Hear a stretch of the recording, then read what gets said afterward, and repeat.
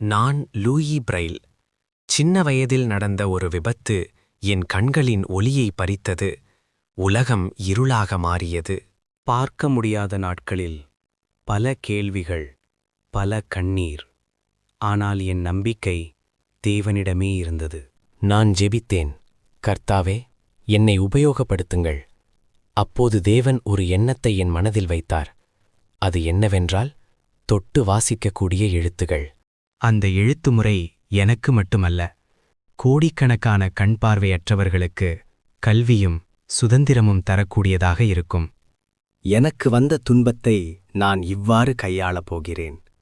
நான் இந்த துன்பத்தில் மூழ்கிவிடாமல் இதற்கு ஒரு தீர்வை காணப்போகிறேன்.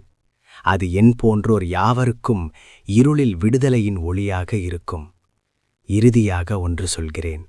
கர்த்தர் என் கண்ணை திறக்கவில்லை, ஆனால் என் வாழ்க்கை மூலம் பலரின் வாழ்க்கையை திறந்தார். ஜனவரி 4 உலக பிரெயில் நாள். பார்வையற்றோரின் உரிமைகளையும் அவர்களின் திறன்களையும் நாம் மதிப்போம்.